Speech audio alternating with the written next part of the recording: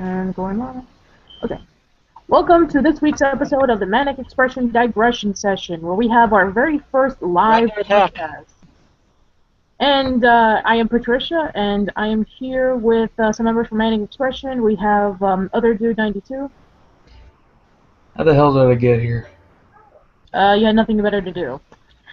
I never have anything better to do. Have you found I know, that's why you're here. Yeah. Did you find yourself living in another part of the world? No, and for God's sakes, Jim, stop talking over people. I'm gonna slap you if you do it again. Okay. As long as you don't cock slap me. I'll do worse. What can be worse than cock slapping? No, you have no idea. You naive simpletons have no idea what you will cause, And what to be havoc quite you will... honest, I don't even want to know any idea what you're going to be doing. Let's see, the other people we have here is, as you previously just heard, Jim Bevan. Happy birthday, Carl Sagan. Happy birthday, Carl Sagan. And we have Ryan. Hey. Alright, so while we're here today, I thought maybe we can be able to do things a little bit differently. Instead of having just a main topic, we can discuss about all the recent things that we've been doing, whether regarding if it was like reading a book or the newest movie that we saw, or the newest episode of a TV show that we watched. So, who wants to start? Oh, joy, oh rapture. This episode of the Digression Session will totally be linear and non... Oh god, this is going to be overly long and people bumbling. So quickly, bumble your way in a short manner. Thank you for that, Jim. Thank you for that. That was Mike, not me. Okay, thank you for that, Mike. How or dare Jim, you whatever. confuse me for Jim? I thought it would be more of a compliment than anything. I don't want to be like Jim. I mean, have you seen the man? Oh. Yeah. Nah, I'm kidding. You're fine. You're sexy. Alright, so, go ahead, Jim. Okay, well, in terms of movies, yesterday my brother and I got to see Big Hero 6. Oh, wow. I've been hearing a lot about that. And how was it? It is very good. Disney Animation is... Disney is on a roll with their CG films. And I really got this movie... I mean, I know it's based on a Marvel series that I never read, but... It was pretty bad. Don't read it. Really? Yeah, it was pretty awful. Alright so, then. you saw the movie, Mike. What did... besides it being bad, why did you I was talking about the comic, not the movie. I haven't seen the movie yet. You don't know what you're missing. Oh, the comic. Oh. Man, you gotta pay attention. You gotta pay attention, Patricia. If you don't, you're gonna blow us up. What? Okay. Well, go ahead, Mike. Tell us why the comic is so bad. It's a throwaway idea with a bunch of characters that were crap, but I hear they're done really well in the movie, so I gotta go see it. They are. Okay, well, thank you for that, Mike. Jim, why don't you continue about why the movie is so good? Well, for one thing, the characters are definitely very relatable. The main character is Hiro Hamada.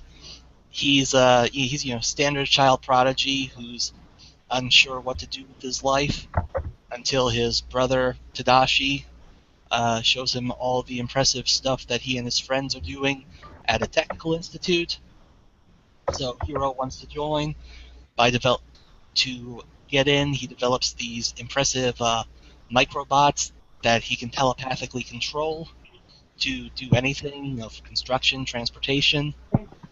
On the day of the exposition, there's a fire that breaks out at the university. His brother goes in to try and save his professor, and unfortunately dies in an explosion. So Hiro is consumed with grief, and it's only later that he realizes that the fire was set intentionally. Someone stole his robots and is using them for his own agenda. So Hiro and Tadashi's friends basically use the tech they've been working on to create weapons they need to become superheroes and stop whoever is responsible. It's a standard action movie, but it does have some deep moments, mainly about what the dangers that can happen when someone's consumed by grief and vengeance. That sounds like really interesting. I'll definitely have to check it out myself. Yeah, I don't want to spoil too much, but all the characters they are very amusing, especially they're quirky, but they have good hearts, and they have very amusing nicknames like Go Tamago, Honey Lemon, and of Honey course Lemon? Honey Lemon and Honey Fred. Lemon. Yeah, and Fred. Fred. Fred. The most normal name out of everyone. Yes. This is the most intriguing, intense, and thought-provoking review I've ever heard in my life. Well, I don't want to spoil it. This is something you need to see, and since it's based on a Marvel comic, there is the obligatory Stan Lee cameo, which you will be impressed to see how they implement. Yeah. Which we cannot wait to see when we finally get to have a chance to catch the movie, which, of course, if anything has Stan Lee in it, you gotta know it's pretty awesome. Yep. Yeah. So that's all I want to. That's all I have to say for movies. I do have a book, but I don't want to take up too much time, so we'll get to that. You're already doing it, but continue. Me. We'll get to the book in just a minute, Jim. Let's have somebody else discuss. Mike, anything that you want to discuss about? Anything that you recently saw or that you want to discuss in your wonderfully dramatic storytelling details? Well, I drop-kicked a midget on the way to school yesterday. Yesterday was Saturday. Yeah, I know. I went to was... school for an event, and I drop-kicked a midget. Oh. Lovely. How much distance did you get? It wasn't too far. You ricocheted away, and then it came back at me. Well, Next besides time, midget kicking, anything else happen? And then once he came back around me, I roundhoused him, and he exploded into gold coins. Oh, that's not too bad, especially with the price of gold nowadays. Yeah, hi.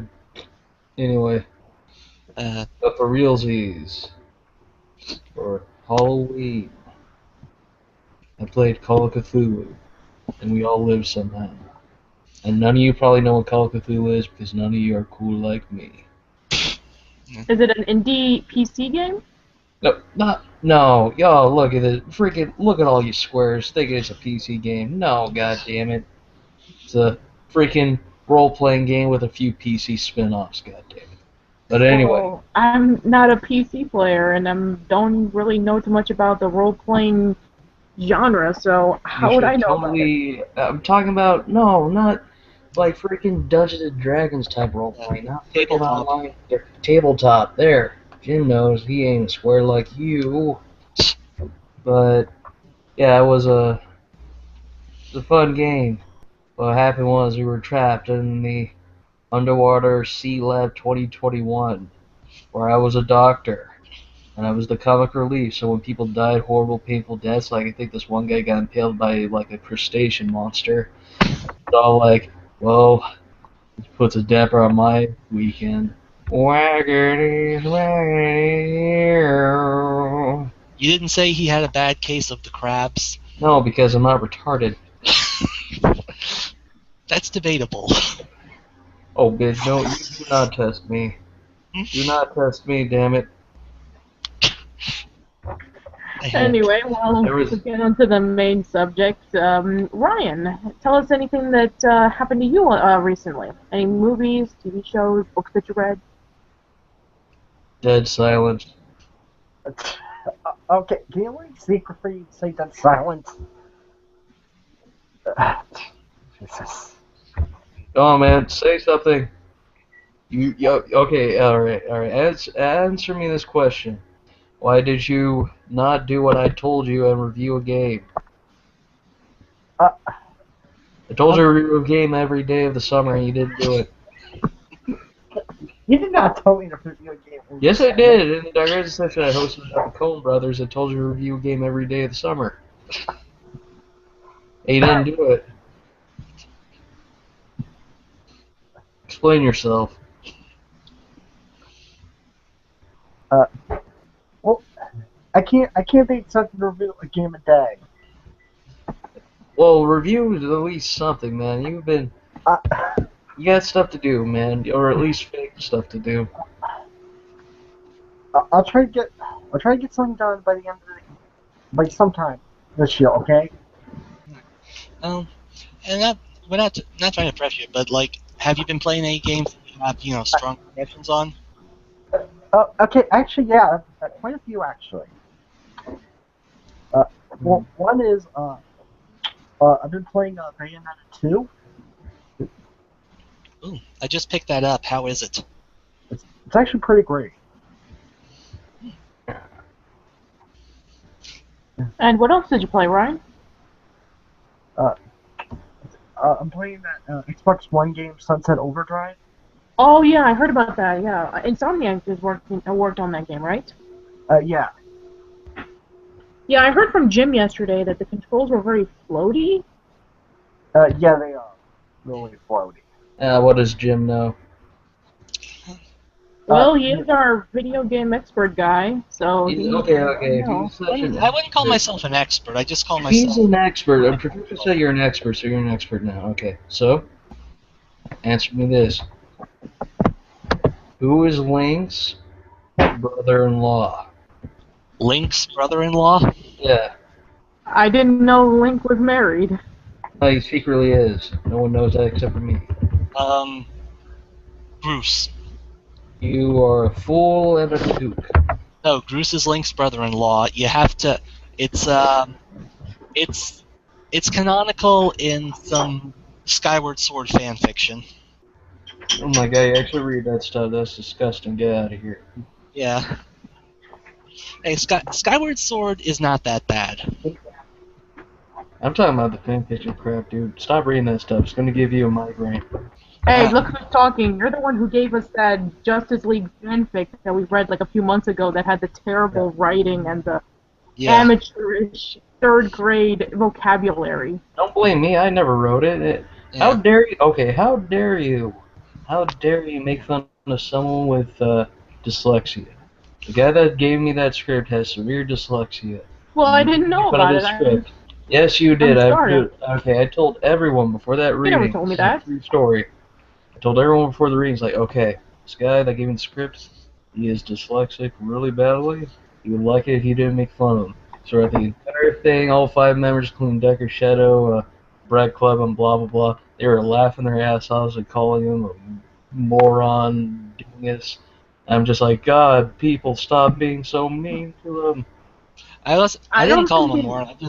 No, we were just laughing at the fact that he was kissing Superman and Batman's feet. Yeah. Ew, now you're proclaiming that he has a foot fetish? That's disgusting. And the fact that so many people died and yet was kind of glossed over at the end. Okay. Yeah. And don't worry, Mike.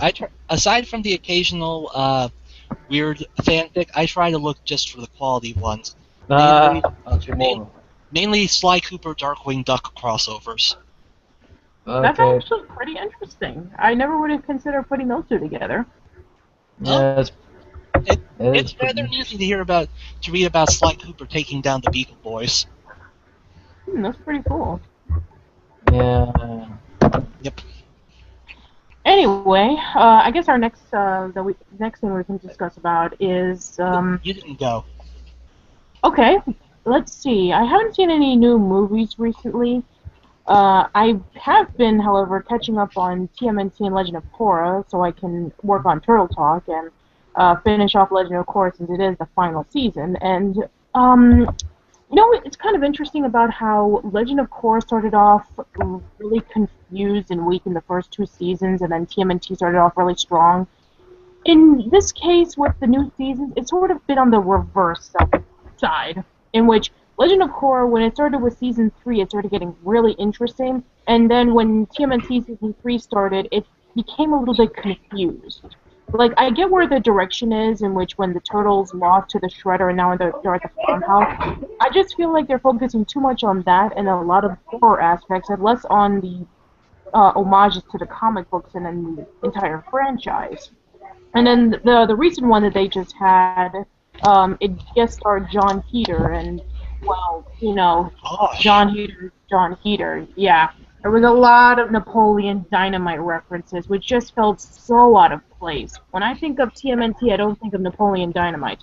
You At think least, of ice, vanilla ice. I guess so. I mean, How dare you refer to that man? He's a mediocre talent. You're the one who brought it up. I brought nothing up. Yeah, it's kind of weird though that they did. Because they did an episode that was basically an homage to Big Trouble in Little China, and they handled that with some good subtlety. They didn't, shove it down your face. Yeah, I know.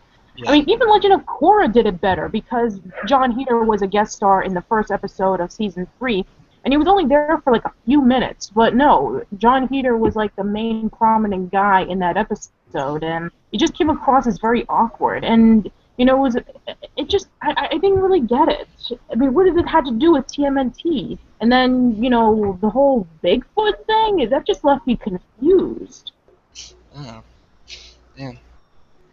Maybe So, there was something in the comics, I don't know, but bottom line is that... Go ahead. I said they did encounter Bigfoot in the comics. Yeah, maybe in the Archie comics in the 80s, but I have no idea. But bottom line is that I'm starting to get less interested in Season 3 of TMNT. It's just becoming even more and more underwhelming. And I hope that it starts kicking up a notch, and hopefully we can have them back in New York City having revenge on the Shredder of what happened. But as of right now, I'm just conflicted. Are you concerned it might turn out like the first animated adaptation, where they just keep going more and more bizarre and lose focus of what it's supposed to be about? More or less. Hopefully they get the reins back on tighter. I hope so, because from what I've been seeing so far, the ratings have been dropping. It started off with 1.3 million views, and then it started increasing a little bit, but then decreasing a little bit. So it's inconsistent. Well, I don't know. We'll have to see. I always believe you shouldn't write off a show after one bad season, or even half a bad season, because there's always a chance for it to pick back up. That is very true, Jim, but you have to consider this is Nickelodeon we're talking about. The same company that took down Legend of Korra from their lineup after, a few episodes of the third season started, quote-unquote, losing ratings. I wouldn't be surprised if they do it exclusively online, or if they would just cancel it completely, which that would be pretty stupid, because TMNT is doing really well with the toy lineups, and unfortunately, they did really well with the movie, and they're making a sequel. Who cares? That movie was just mediocre. At least it wasn't 2 or 3. Oh yay, more Shrek turtles. Oh my god! Though maybe I shouldn't give that a back, and maybe I shouldn't make that comparison, because as we all know, Shrek is love, Shrek is life. You had to say that, didn't you? What? God damn it, Jim. Yeah. Well, we are losing the focus we never had to begin with. Well, yeah, pretty much. Hey, Kyle's not here. Someone has to pick up the slack. That is true. Kyle, what a worthless goddamn turd. Where?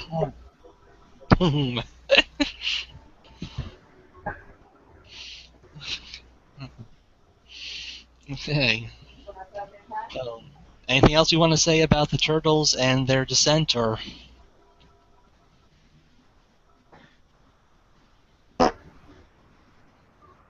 Thank you. Okay, anything else? Anyone want to talk about anything? Yeah, I had to repeat that again. Anyway, so let's go to the next topic. We have oh god, there's more? Yes, there is more, believe it or not. So, let's go into our next topic. Ryan, we haven't heard from you in a bit. Have there been any TV shows that you've been catching up with? No. No? Okay. Yeah. Ryan does not do anything except play video games. He's a recluse to the world and everything around him other than the video games. I do other things. I just have. Okay, for the love of God, please don't say masturbation. That's your job, dude. Hmm. Oh, jeez. Yeah, it was, okay. Ryan does watch TV shows. Jim watches Doctor Who, and he told me before, he's like, oh man, divisive and stuff. Other than Doctor Who, what have you been watching, Jim? I've been watching The Blacklist, which is probably Yeah. the best show on TV so far. No, it's not. Oh, really? Well, Yeah. what is in your Fargo, opinion? Detective, The Nick, there you go. Better than The Blacklist. I still need to watch True Detective. You need to watch a lot of things. Yeah, I know, I do. There are so many things better than The Blacklist that you have no idea. That could be a possibility, but I've been seeing a lot of commercials on the Blacklist, and it looks pretty interesting. It is probably one of James Spader's best roles because he just runs a good gamut. You know, he can be the affable criminal. You know, he can be the chess master, but when you cross him, he just gets ruthless and he won't hesitate to kill you. But one of the best episodes from season 1 involved him confronting a woman who was involved in a human trafficking ring. Oh, wow. Yeah, so when he confronted her, he had an associate slip poison into her drink, and he would only give her the antidote if she confessed what she was doing before the FBI. And as soon as she admitted it, she demanded the antidote, and he said, "Oh, there was none. I lied." You know who also is a ruthless character? Hannibal Lecter? No, Lorne Mavilo from Fargo, which is a show you should watch, God damn it. Mm, Yeah, Fargo's on my list. really. So, what exactly is the Fargo series like? Because I imagine it can't. It's not a continuation of the movie, is it? Or No, it's just a standalone story about a guy who gets in deep trouble with the wrong people, but then slowly turns into a maniac. yeah. Evil mastermind. Sounds fun. Yep. Mm. Yeah. The other show I've really been watching thoroughly is Cutthroat Kitchen, which is a very bizarre version of Chopped. Very bizarre. I actually enjoy watching Cutthroat Kitchen as well, and you can't go The wrong with premise of Cutthroat Kitchen is that the chefs go around and cut each other's throats. No, it's No. they get each chef gets $25,000 at the start of the game, and they're allowed to bid in auctions for items that they can use to sabotage their opponent's cooking, but they have to be they have to be prudent because whoever wins, they only walk away with the money they have left. So if they go blowing $12,000 on an auction, then they're kind of screwed later on, and even if they win, they're not going to get much. And it's a very amusing to see the sabotages they come up with. Like during a baking challenge, someone could get stuck with an easy bake oven. One I can't remember what dish they had to make, but someone had to use an ice skate in place of their knives. Yeah, and there's others that include wearing oven mitts and that kind of are shaped like lobster Yeah. claws, and another one in which they had to tape what you call it? They had to tape like their utensils into their arms and only use it. Yeah. They had to they had to make deviled eggs without using any water. So yeah, it's basically stuff like that, and it's interesting about that. At times, it looks a little bit unfair, but it's just so hilarious in how they're able to pull this off. What's probably more hilarious than some of the sabotages are the people who end up screwing themselves over because they get too arrogant. Like I've seen 3 times chefs who bid on the exclusive right to use salt for their dishes, they ended up under seasoning. Or the very first episode, this woman spent all this money. They had to make a turkey dinner, and this woman was so cocky because she sabotaged everyone else. She didn't really bother cleaning her turkey well and got disqualified because she left a bone in it. Yeah, so it's just amazing how at times things can get pretty cathartic. Yep. Anyway, while we're discussing about that, any other shows that you guys been watching, or anything that you been paying attention to or listening? No? Okay, right. As for me, I've been listening. There was this new podcast that came in, the new episode of the Nerdist podcast, in which I listened to, and the recent episode that they had with Paul Rubens was really good. They briefly talked about the Blacklist. Which was yeah, that was a pretty good one. And also, I listened to the JC Club done by Janet Barney. That was really an enjoyable one. And talking to Rob Paulson, they had this really interesting Adventure Time podcast, and as for any other podcasts, that's pretty much it. That I really found to be quite enjoyable. Anybody else? Did you listen to any new podcasts recently? Oh, I'll tell you about a little thing though I did. I had a podcast where I had Ben, the former of the CBC, on, and what I did was troll the crap out of him for 2 hours straight. Oh. Oh wow! And how did you troll him? I kissed his ass for 2 hours jokingly and made him feel insecure. I just tricked him to saying a bunch of dumb crap, and then I uploaded it to YouTube. Oh, how lovely! I don't think you ever gave us a link for that, though. Yeah. Okay, I'll send you the link. Hold up. Thank you. Alright. What happened to the D&D stuff?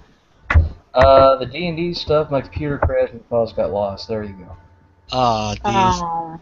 Did you at least salvage the Cheetos and the Mountain Dew? No. I don't eat that shit. Speaking of Cheetos and Mountain Dew, there's actually a Cheetos flavored Mountain Dew. The Doritos flavored. Oh, Doritos flavored. I'm sorry. Yeah, a Doritos flavored Mountain Dew. I gotta say that is one of the most odd yet appropriate things I've ever heard of when it came to making up food. Because, you know, whenever you see like one of those like game trailers commercials in which they're hyping up Doritos and Mountain Dew, some genius came along and said, "Hey, why don't we put the two together? It'll be genius." No, I'm sorry. This is not going to be a peanut butter and chocolate thing. It's not going to succeed. No, it's not. As much as I'm proud to be American, we need to stop making disgusting food. We do not need chocolate-covered bacon. Chocolate-covered bacon? I mean, I as somebody who doesn't eat bacon, I've heard that it's a really popular one and has a sweet and saltiness and a bit of smokiness. I get that, but when you're making cheese-flavored soda, this is when it kind of leaves me confused. Yeah, the only good thing I can see coming out of that is we are inevitably going to see Brad Jones trying it. That is true, and also Ox Bigley will probably, make a video on it in which he's going to try the cheese-flavored Mountain Dew. I think there was already somebody who said that it tasted like melted cheese, so I don't know. I mean, I don't want to drink melted cheese unless it's on a fondue or a cheese. I don't want to have it as a drink. If you pour it out and it's viscous, then you know something went wrong. Ugh. I don't know. I don't know either. At this point, I'm just surprised that, they're always trying to be very experimental with different types of food in other countries, and how for the most part it just sounds confusing and kind of... There you go. But, and Mike just gave us a YouTube video of him trolling Ben, the former member of Comic Book Cast, so... Oh, awesome. Yeah, there you go. You can watch it if you want. Thank you. Alright, let me take a look. Who's since I'm subscribed to Patricia on YouTube, I'm gonna see how many people are watching in on this huge, big digression session extravaganza. Yeah. Oh wow, it says -2 people. God damn. Well, okay. I was right when it came too. Only 2 people are watching us right now. Well, it'll that's something. Yeah. And hey, we're gonna post it later. We'll get some good views. Alright, I'm gonna hear myself echo. Hold on. Uh, I'm on the show and watching the show at the same time. It's gonna be tricky. wow. Okay. Yes. I've still got to catch up on some podcasts, particularly Penn Sunday School. Oh last, yeah, the one that Penn and Teller do, right? Yeah, actually, the last full one I did see was him interviewing Teller and talking about the various stuff he did, how he got interested in magic, how he would put on shows for his friends and family as a preteen in his yard, the work he did on stage on his own versions of Macbeth and The Tempest. That sounds pretty interesting. Oh If yeah, anybody is interested in going into magic and Yeah. they want to hear it from an expert, I suppose that's the best place to go to. Yeah. Oh yeah, it's very impressive because so rarely do you hear Teller talk unless it's for lectures and the rare interview. But he is probably one of the most intelligent people in the entertainment industry. Yeah, and you won't even consider thinking that of how much he's always on Penn's side and he's always playing a whole bunch of pranks on him. Mm-hmm. They've been at this for 40 years. They have the rapport down. That is true. How about Very you, riveting. I think Podcast. Let's see. Podcast. Where's the podcast? I watched this really great podcast called The Digression Session. You should totally watch it. Yeah. Now, who am I kidding? The only people that watch that podcast are the people on the podcast. Yeah. God, our podcast is terrible. Well, I don't know. The last one where we talked about paranormal encounters was it was amusing. We were the only ones that commented on it. Well, not true. Kevin was commenting on it as well. I'm talking about in the comment section. Oh, that. Well. Yeah. It's like comment section. We were the only ones who were talking to each other. God, man, that is just sad. That is pure sadness right there. Now, when it comes to actual good podcasts, I watched the TV Dudes, which is a podcast none of you all heard of because it's not that guy with the glasses. It is a great and terrific TV podcast where talk about television news, TV shows, and telling which ones are good and bad. Mm-hmm. And then there's Digital Noise. That was a podcast where they talk about DVD and Blu-ray releases of the week. That's very entertaining. Very great. And there's the Corey and Martin movie extravaganza where they review films in like 3 hours, something like that. Are you just going to list every podcast that's currently running? No, just the ones I listen to. I mean, for God's sakes. I invited a guest star, Brian Salisbury, who's on one of those podcasts. He's on Digital Noise.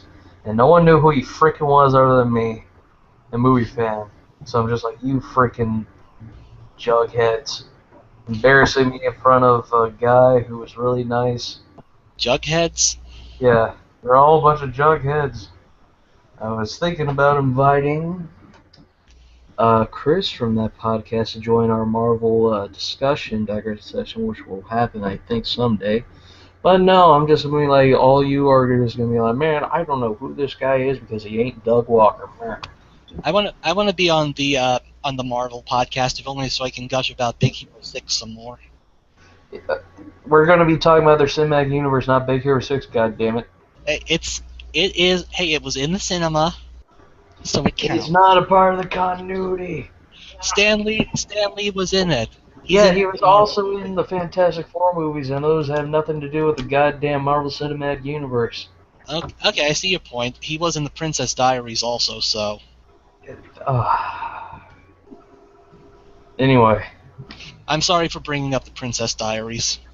No, it's not that. I'm just like so distraught that none of you appreciate the guests I bring on the show. Not very true. I mean, That is so true. Like, I was like, I tried to get Linkara on one of our shows, but he's like, no, I'm busy. I'm just like, thank God you're busy. You would never like our show. Oh, Wow, you're very self-deprecating on our stuff, aren't you? Yeah, all the time, guy. You should hear me when I'm around other friends. I'm just like, whoa, that's Manic Expression. Let me tell you. It's a little bunch of people that do things. How dare they do things, bastards? So, if you're going to be complimenting or criticizing about a site that does things, don't you think that's a little bit ironic? I guess, why not? like I mean, rain on your wedding day, ironic. I'm still a little PO that no one saw my show with Rowdy, Jockely, and Jim when it came to 80s television. I had a freaking dial inside because I talk about that crap decade of television. Well, I mean, I guess it just takes time because I guess it depends on how wide you're able to spread on the podcasts. Like, for example, I just received a message last week regarding about that they didn't know that my stuff existed, and this was regarding about an interview that I had with DJ McHale. So I guess it just takes time. Yeah. That imbecile, how dare you not know you existed? Ah, damn. Oh. And then we do this goddamn anniversary, or the 60th episode special, where I was just like, you know what? I'm going to talk about Silent Scarlet and how bad I think it's going to be. Whoa! Mhm. You are kind of our Welshie. A little bit. I mean, for God's sakes. I mean, thank God I'm not Welsh. Ugh. Hey, I'm half Welsh. Yeah, exactly. Oh boy. Yeah. Long live the United Kingdom. Yeah. Okay, Yes, where do we segue from that? Yeah. um, I have no idea. This is actually kind of now we just made fun of the Welsh and we made fun of people who don't watch TV shows or Big Hero 6. So where do we leave off of that? Alright, okay, I'm going to segue into making fun of Mad Hog. Okay, listen to this. Oh no. Alright, Great, you're gonna make fun of I Mad was Hog. like, Mad Hog, okay. I was like, you know what? I'll give this jabroni a chance. I will watch his readings on fanfiction. It took him 2 hours to finish a goddamn sentence. I'm just like, stop segueing into every single word you read. It's just like, he's like, okay, let me begin this. He's like, okay, let's talk about the word the. It's very the. I have been part of one of Adriano's fanfic readings, and yes, he does segue a lot, especially if the topic is really what the fuck. Like the one I took part in with him was basically Yahtzee from Zero Punctuation gets transported to Equestria. Man, I wanted to choke that guy so badly. Who, Yahtzee? No, freaking Yahtzee's actually talented. I would never strangle him. Whoa, but no. But Mad Hog, I would have choked him like, stop segueing every 5 seconds and actually read the goddamn thing, even if it is crap. Freaking Italians, I tell you.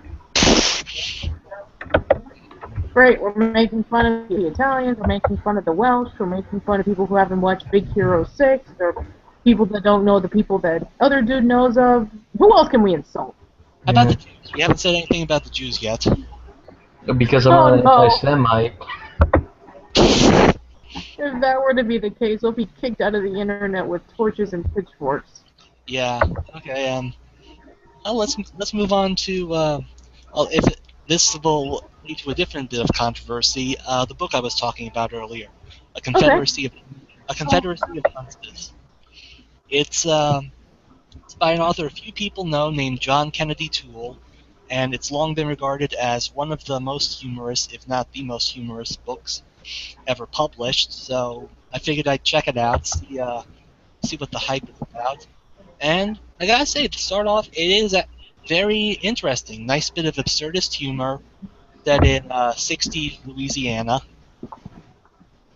Follows the exploits of a guy named Ignatius J. Riley, who, well, he promotes himself as a bohemian, who knows all the problems with society and is coming up with a plan to fix them. But he's basically just a male hipster Ayn Rand. Oh wow! And this book came out recently? No, it was published in 1980, actually posthumously, 11 years after Tool died. Hmm. Yeah, he had the manuscripts finished, so his mother sent them to a publisher and submitted it and asked him for consideration, and then it got published. And like I said, it's very good so far, but I had to stop at a segment where Ignatius basically masturbates while thinking about his childhood colleague. Lovely. Yes, and as soon as I got finished that segment, I said, okay, I'm gonna put this book aside for a while. And then you'll never pick it up again without feeling dirty. I feel dirty already. That's just making it worse. I mean, this guy is a hipster. I can understand it lightly, but you don't have to be that pretentious and masturbating while you're thinking of your childhood. I mean, okay. Yeah, well, no, childhood collie. Yeah, childhood collie. Yeah. Regardless.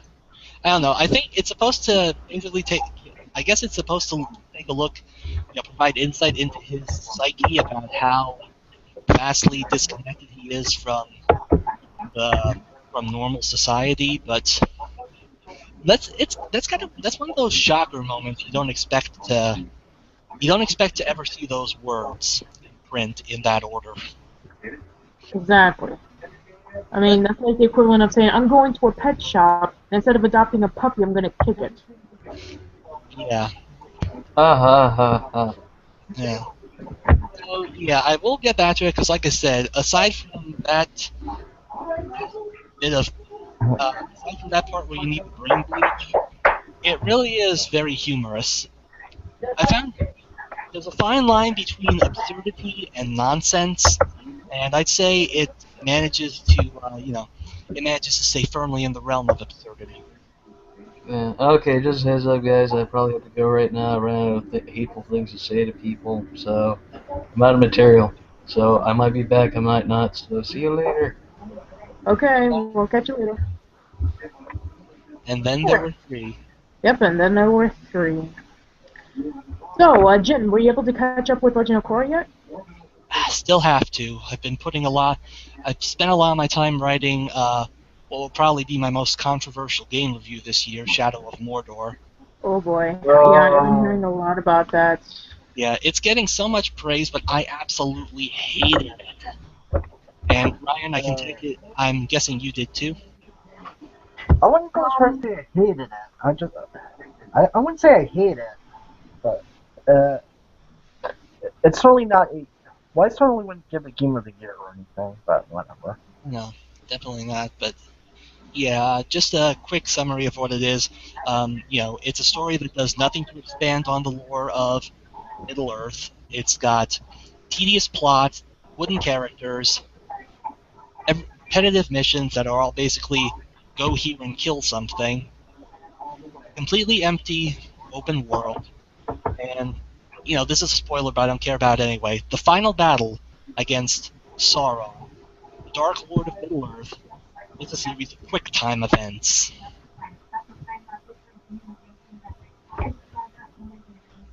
And then what? And then a pointless sequel hook. Oh, yay, because everybody loves cliffhanger endings. Yeah, it's very bad, and I'm just trying to put it in the right words so it doesn't seem like I'm, intentionally being contrarian, just hating on it because it's popular, because that's not my style. Yeah, because if that were to be the case, then we would all be hating the Call of Duty games because, it pretty much killed the market on... Courtney! Courtney! Hooray! Hey! She's finally in. This was getting me so ticked off, I was about to cuss a blue streak over here. Go for it. Yeah, go for it. Mike is gone. We need somebody to cuss off. So, we were just discussing about what we were into right now, like if there was any recent movies or TV shows or anything like that. Anything that's I been recently going on? played Hyrule Warriors for my birthday. Oh, nice. Tell us about it. Okay. They basically decided to take certain aspects of the Zelda community. Like, some people had a theory about Link being reborn multiple times, considering all the games, and it's always Link and Zelda and such.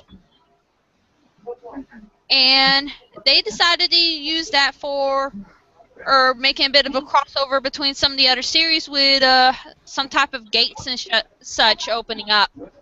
Because you got to chance to battle in territories like Twilight Princess, Skyward Sword, and I believe Ocarina of Time. Yes. Yeah, because they have let's see, they have Daruna. I got to that point where they were able to access the other 3 areas. Oh, cool. And I know that the Hyrule Warriors is a mixture with the Dynasty Warriors series with Link and Zelda. They had the Dynasty Warrior gameplay, but they kept all the elements that made Zelda in there. Okay. And does it feel out of place, or does it feel like it meshes really well? It still feels like a Zelda game to me. And I've played Zelda since N64 and Super Nintendo. What's your favorite in the series? My favorite in the series? Honestly, I would have a hard time picking, because I have like different aspects each one had. Well, I'll help you along. It's Majora's Mask. Okay, Majora's Mask is a pain in the ass with the time limit thing. Did you speak to the Scarecrow? I pretty much on the last leg of Ocarina of Time on the DS. I literally have to beat the final boss. Okay. Speaking of Majora's Mask, they're finally making a remake on it on the 3DS. Yeah, they rebooted Ocarina of Time, and it was popular because they brought back an old classic with updated graphics and updated controls depending on the system you're playing on. I like how they changed up the inventory usage on the DS. Yep. It would actually be pretty cool to try Majora's Mask despite the pain in the ass time mechanic. They actually made a reference to it in Dynasty's spin-off game here. Oh, Hyrule Warriors? Yeah. They also made a reference on it in A Link Between Worlds, in which if you go over to Ravio's house in Lorule, you actually get to see the mask of Majora over there. Yeah. So yes, really nice. Majora's Mask the actual mask has made several cameos in several places. I can't remember them all. I did beat Link Between Worlds. Or, no, not yet. I'm getting mixed up. But yeah, I do have it. I have played it. All right. Let's see what I was gonna say. I guess we can talk about some of our favorite Zelda games. You said that yours was Majora's Mask. What's yours, Ryan? I'd actually say Wind Waker for mine. Wind Waker, that's a good one.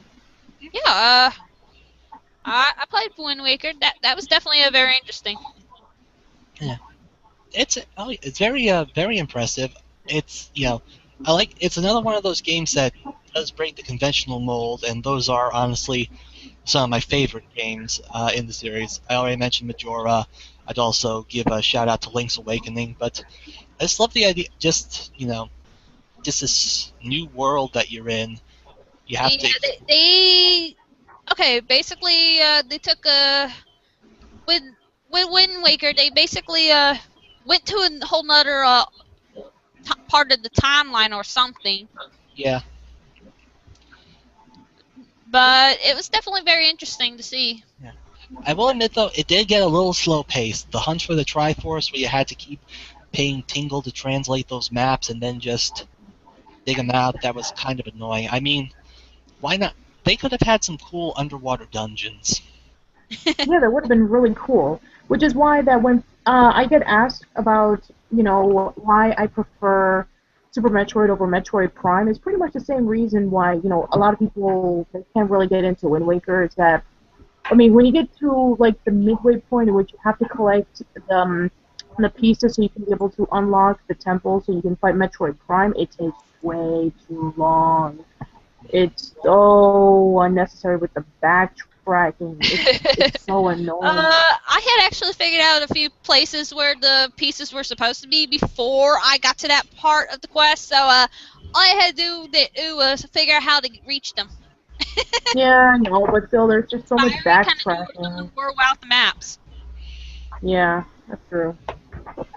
But still, it's such a pain having to go back and forth and back and forth. Actually, Anyway. Actually, the maps were to help you if you couldn't figure it out on your own.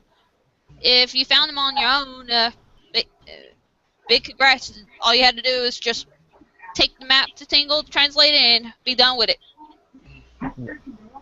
Yeah, that's true, but still, I mean, having to go back to Tingle and then translate the maps and then find it and then having to do it 8 times is so grueling, especially when it's Tingle. I mean, nobody likes Tingle. It's like the Jar Jar Binks of the Zelda series. Kinda. I personally like Jar Jar Binks. I do not like Tingle. No one likes Tingle. No.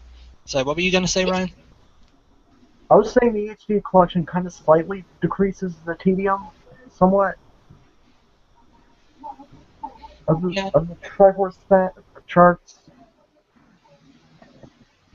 Yeah, that was a good improvement they made. Yeah, that's the one improvement that I can say about it. Other than that, it's just... I mean, it drags a little bit too long, which I can understand it's supposed to be a progression, but still, I think that there should have been an easier way of making it flow naturally. Mm-hmm.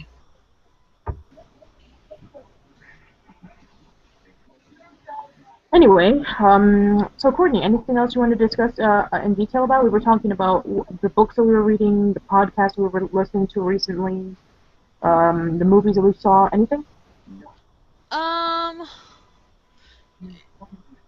For anything recent, no, I don't really have that much that I had saw too recently that was of interest. Because I go browsing a lot, and sometimes it's hard to hold my interest nowadays. I had never really got into Parasite or whatever that series was called. It's a Japanese anime, but it started off as a manga. I never got into the manga version, but they recently started animating it, and it's kind of interesting. It has a similar start off that reminds me of Animorphs when I read the description of this series, but the way it carries out is far different and far darker. I've heard there's a lot of body horror in that. Yeah. I haven't heard of it at all.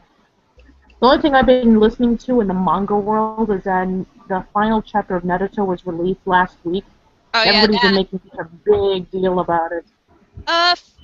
Okay, personally, a lot of people are making a big deal of it because they don't want Naruto to end, but if you actually get the right translators who had actually included a specialized page, they have stated that there is another spin-off announced. They're going to be having side stories to the Naruto universe coming out. Oh man, freaking tastic! So look, we already had a spin-off series. Yeah. Already from somebody who is. Yes, The Summer of Youth by Rock Lee. I heard about that and I thought to myself, I never got into that God, one, but the side stories are supposed to be much shorter, and it's supposed to be focused on different characters.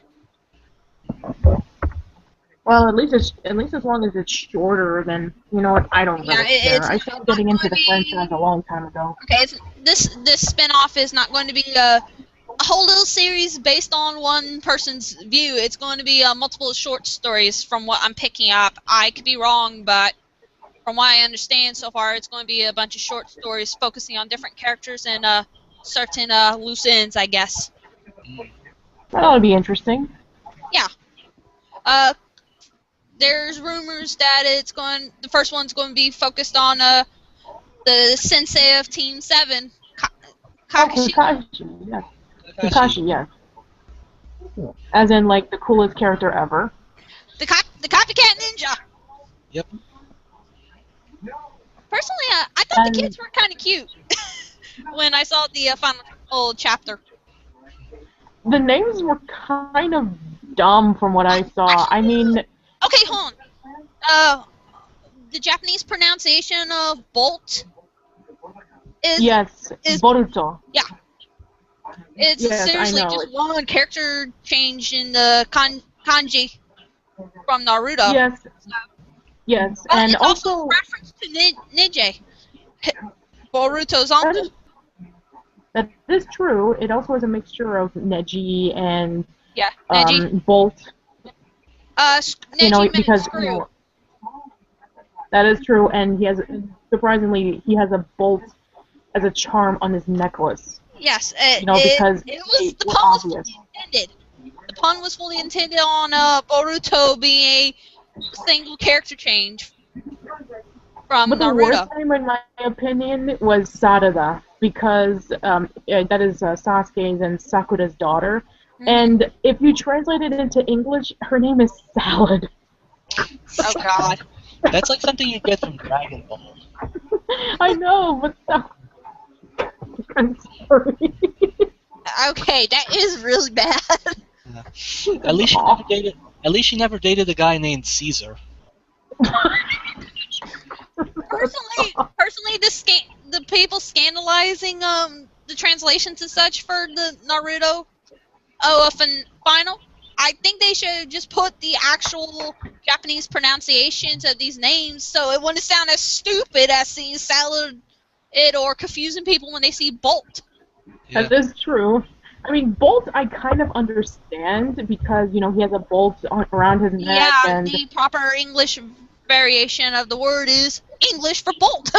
So yeah, and also, you have the Disney people would have understood the naming pun if they saw the original Japanese version of his name. Yes, exactly. Oh man, I cannot wait for the English translation of the anime to come out. It's gonna be so hilarious. Personally, I think it was a mistake on the scanlators part to put the English translations to some of those names. I think they should put the Japanese pronunciation as it is. That is true. Well, they didn't do it for Himawari though, which means sunflower. They didn't call her sunflower. Yeah, that's the thing. You translated some of these names to their English counterparts where they should be, yet you kept the Japanese name that was there Japanese. That was one of the biggest problems with the Detective Conan adaptation, Case Closed. They gave everyone an English name, and yet when there were clues that were written in kanji or romaji, they would just come up with stupid, irrational explanations for how they actually represented English words or phrases. Well, it could be worse. It could be going the 4Kids way and then just changing them to American names because, Japanese is scary. We need to have everything Americanized. Yeah. Yeah, so that's been the big buzz on the manga world recently. Like I said, I quit reading that a long time ago. I just wanted to read what the final chapter was because I wanted to be done with it. And apparently they're releasing a final movie. That's actually how I first heard about the chapter of the manga ending. The last movie? Or the last Naruto the movie, as it's called. Yeah. If you were to translate it from Japanese to English. Which, again, that's pretty dumb. Hence why I put it the way I did, because it made more sense. True. Than the order that the translation uses. Which is one thing about some translators who translate the Japanese songs and such to lyrics that's usable for their country. they can get the literal translation, and then they can make it a little more flowing when they have the translated lyrics all put down, but keep the same message. Yeah, or they can just do what most companies are doing now, and they're just leaving it in Japanese. Though sometimes they do put in a few occasional English words. Darker Than Black, they kept the Japanese title, but at the start of but before the lyrics started, there would be someone saying, "Now I've lost it. I know I can kill." Yeah, I know that song. I actually got it on my MP3. It's a good one. The Japanese do mix a lot of English lyrics into quite a number of their songs. There's actually a Japanese band or a couple of singers here and there who sing full English version of their own lyrics. TM Revolution. Ever heard of him? Yes.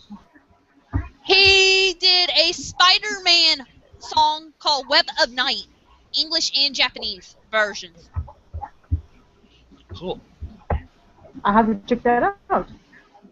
Yes, it's a very nice representation of Peter Parker. Neat. Wait, As opposed to Japanese Spider-Man. Okay, it turns out TM Revolution is a huge fan of the superhero comics and such, because Marvel Disc Wars, he comes back and does the ending and opening themes. I think I was wondering, when you say good depiction of Peter Parker, do you mean the cool Peter Parker, the whiny Tobey Maguire Peter Parker? It generalizes, so it could fit anywhere in the Spider-Man world. Okay. Okay, just as long as it's not the dark, brooding Peter Parker, who's like brooding because he's cool. Okay, you cannot pin it to one type of Peter Parker, to put it bluntly. You cannot pin it to one type. Fair enough. It gives the basics of what makes Peter Parker who he is, and you can pretty much follow along and have fun with it. Cool.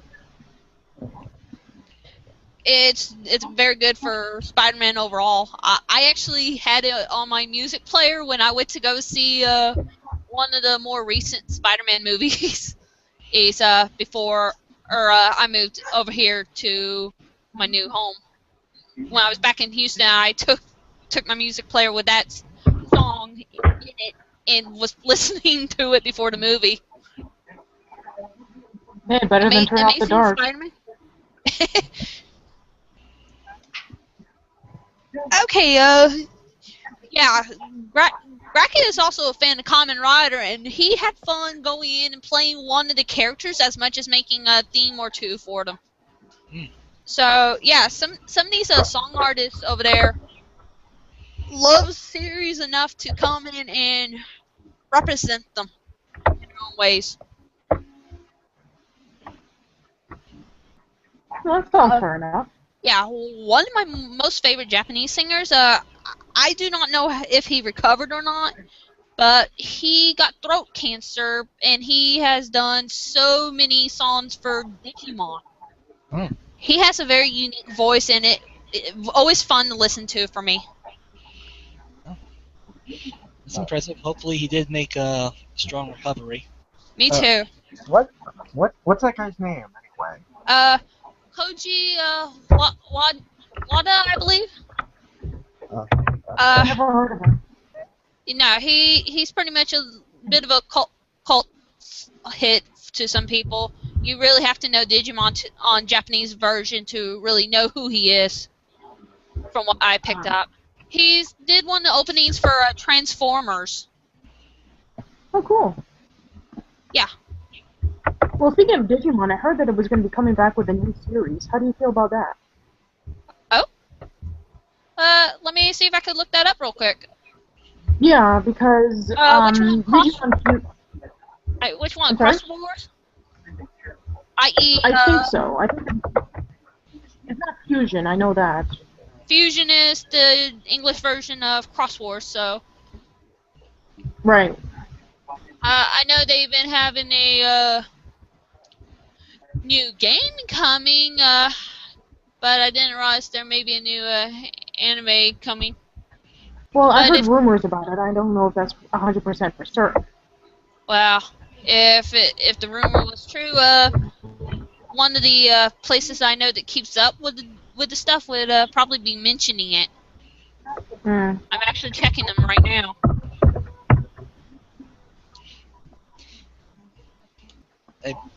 I'm afraid I have to head out, but I was really glad to be a part of this again. Oh, well, thank you so much for joining us, Jim. No problem. Thank you for letting me. Thank you for letting me talk and possibly give people some nightmare fuel. Well, when we think of nightmare fuel, we think of you, Jim. Thank you. Everyone listening, thanks for listening, and be sure to go see Big Hero 6. Yes, please see Big Hero 6, or else Jim will come and haunt you in your dreams. I want to. I don't know if I will get to. Bye, all. Bye-bye. Okay, when you said there was supposed to be a new series, any idea what it was supposed to be called? Not a clue. Because the I most just heard about it. well, the most recent that happened was Digimon Cross Wars, i.e. Digimon Fusion in the US. Well, that's the one that's showing on the Nekotwins network. That's the one that I know of. Maybe Yeah. maybe we're talking about the video game. I'm not sure. Yeah, it probably was talking about the video game. Redigitized. Have you ever played any of the video games? Digimon World 1, 2, 3, 4. Oh, wow. Rumble Arena 1 and 2. Digimon Savers Another Mission. Well, you have played them. Wow. Yes. To be fair, the video games normally take a whole nother route from the anime. The only one I ever saw with a link to any of the animes is that is in my possession was Another Mission. I do know there were actual games on other systems I had no hope of getting a hold of, and it never got translated to the US. But there were actually backstories on Digimon Tamer's character Rio, and there was a minor scene that like lasted a few seconds in the season 2 that foreshadowed Rio or Tamers. Mm-hmm. It was a flashback of Ken when he got infected with the dark spore. There was someone else with him, and that was Rio. Oh. Yes, Rio actually crossed dimension. Wow, that's serious. Yeah. Serious business. Yes. He was called to Ty's aid in those video games, and he eventually became more known as the Tamer here in the U.S. because those games never made it here to the U.S. So if you mention Rio to anyone who is in the U.S. and knows the series, they would probably say he's a Tamer. They probably will not know that little fact of the games, and his first appearance was that flashback on season 2. Well, I'll be sure to catch up with it. I haven't caught up with Digimon in such a fairly long time, so yeah. I'll definitely have to look one into thing it. I found cool in Boy Hunters was the fact they did the dimension travel thing again, and had crossovers, and the team leaders came back and had some fun on teaming up with the new kids. Interesting. So you literally got to see Masaru come and punch the hell out of Melomyotismon. You got to see a Dukemon on double team, and with Omnimon, Galfmon to the US for Dukemon, and Omegamon to the Japanese for Omnimon. But yeah, and you got to see Sasanamon mix some hell. It was cool. That does sound cool. What do you think, Ryan? The pity for Boy Hunters to me, they were literally 25 episodes versus the 50 you always get with the other seasons. They literally cut the time in half, and it totally ruined some of the possibilities they could have taken. Because they cut it so short. You hardly know anything about some of the new kids. You hardly learn anything about some of the new kids. Yeah, it's disappointing. Well, of course, because if you want to know more about the new characters, as opposed to like having it cut in half, then of course it will be Yeah, something as you disappointing you as that will hardly be. you hardly learn anything about them. Like you don't really see any growth, which I find really sad. Because it would have been interesting to see what made Rin tick, why he was such a collector of rare Digimon. It would have been nice to see what Aru's tastes is really amount to, but you hardly get much of a read on her. Hmm. And Ryuma, he was probably the one with the most development, because you find out he was an eyewitness to the finale of Cross Wars Earth, Part 2. And he also was manipulated by the final boss of Boy Hunters. It was a real pity that they did not got the character time they should had.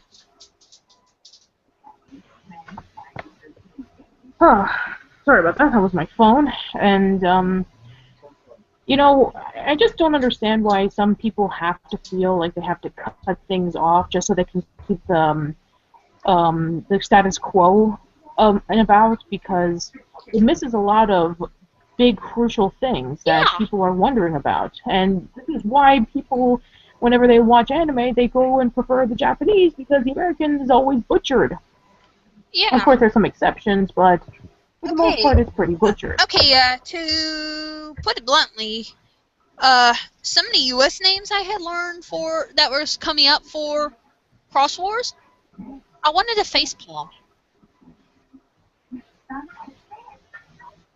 I know a couple of the Japanese names were similar to their original counterpart, to some of the more original Digidestin's counterparts and such.